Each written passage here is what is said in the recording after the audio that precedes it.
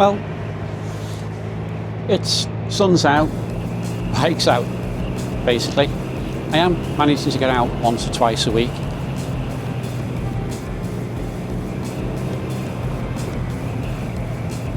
This road, last time I was on it, it was a bit wet and I thought it was a bit slippery.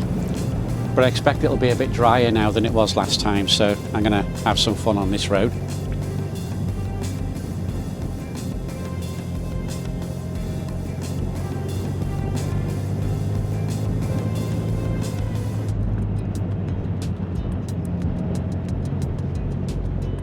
Yeah, it's a lot better.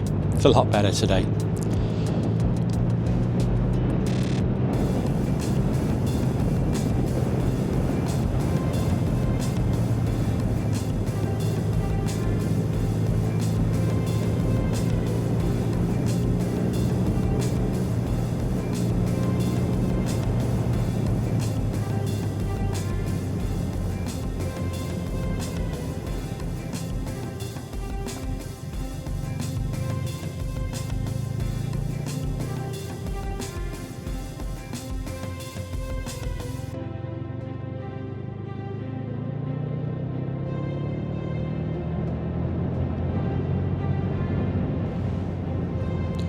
Should we ever plan to do big miles on a European tour?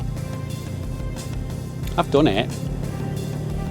On one occasion I did 940 miles in 24 hours. On another I think I rode awake continuously for close on 30 hours and did a total of 650 miles. But is it something that we should make a habit of? Here's my plan for my Norway tour later on this year.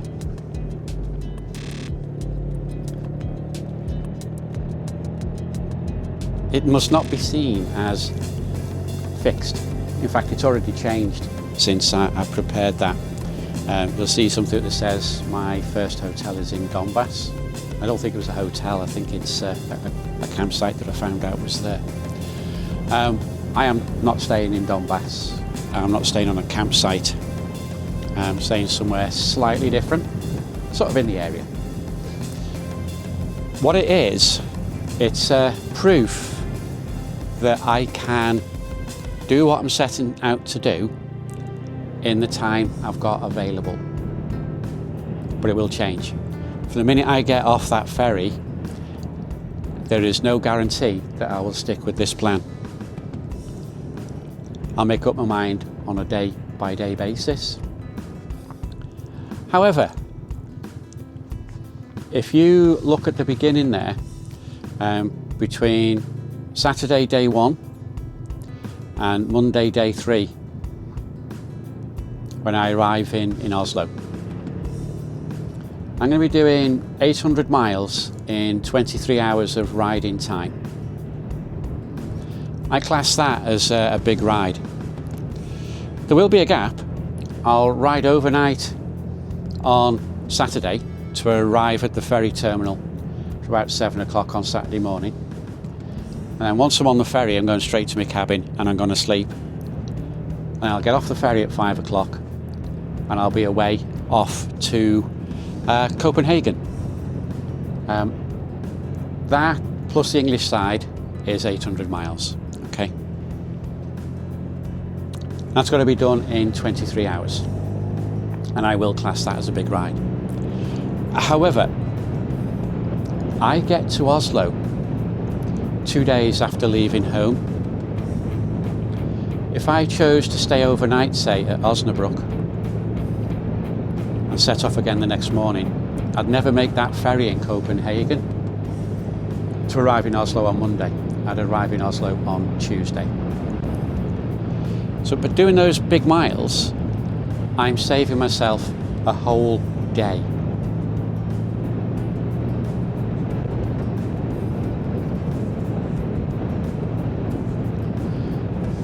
On this basis, I consider that long ride to be worth it.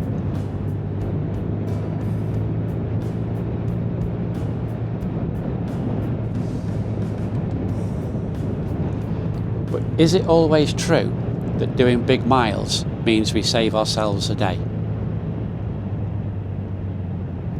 Have a look at days 4 to 7. It's down to leave from Donbass and arrive in Nordkapp, and that would be on Friday. So you're looking at all day Tuesday, all day Wednesday, all day Thursday and all day Friday. That's 4 days total.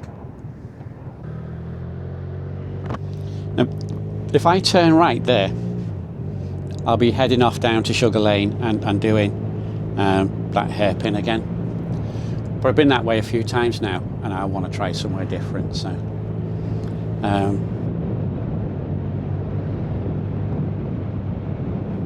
and I think I'll do a turn on the left hand side somewhere, don't know where yet.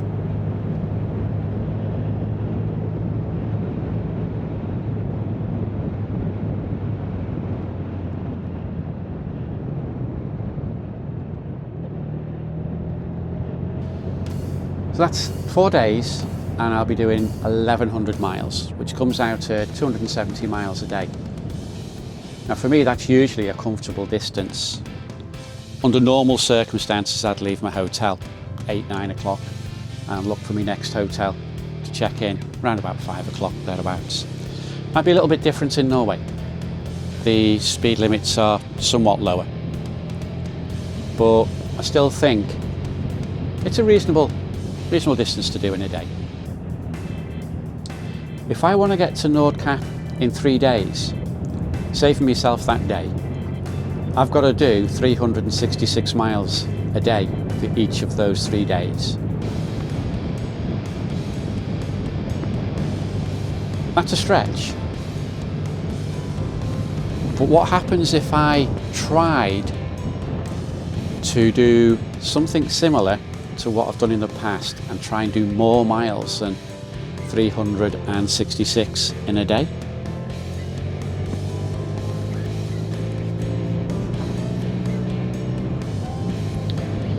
Imagine I leave Donbass on Tuesday morning at 7 a.m. and attempt to repeat the pattern for days 1 and 2. I opt to travel for 24 hours, and bearing in mind I'll be going through towns and villages, and I say I can do maybe an average of 20 mile an hour, including time off for breaks. That means I'd have done 480 miles by 7 a.m. on Wednesday morning, 24 hours later. I'm unlikely to get a hotel so early in the day, so I continue riding until 2 p.m. That's another 7 hours, another 140 miles. So that means I would have done 620 miles by the time I check into a hotel on the Wednesday.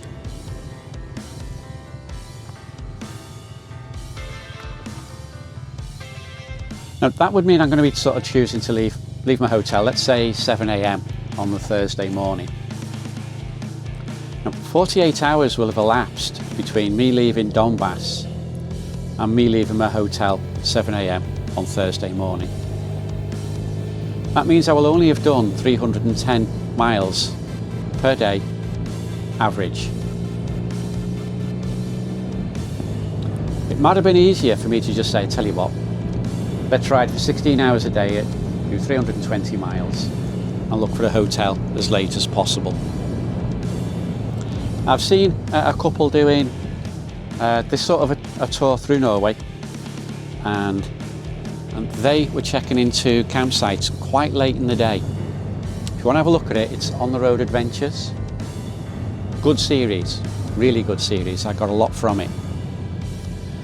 So I could leave my hotel early in the morning, arrange to get to a campsite late in the evening, and 320 miles at 20 mile an hour doesn't seem that bad. I'd still take about 4 days to get there. I might get there earlier on the 4th day. The alternative is I just ride until I've had enough, get myself into a campsite or a hotel and accept the result, which might mean I don't save any time at all.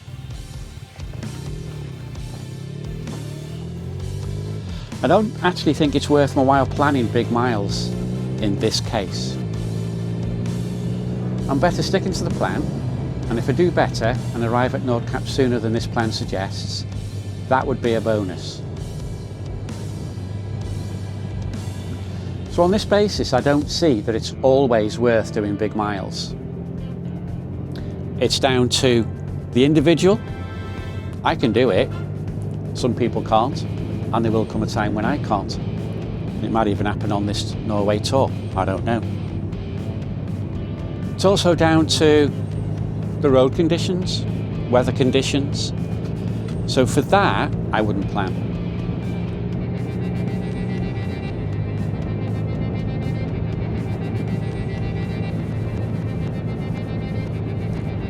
I don't know where I am. I've seen a lot of signs for Helsby.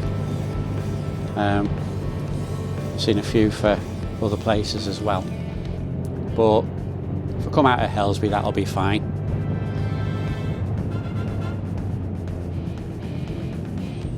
I think somewhere down here I'll suddenly find myself in Helsby, so that's okay.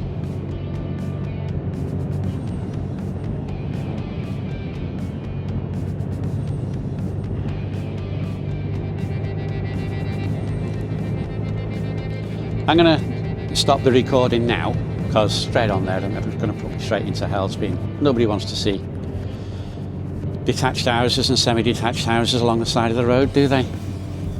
So I'll see you next time.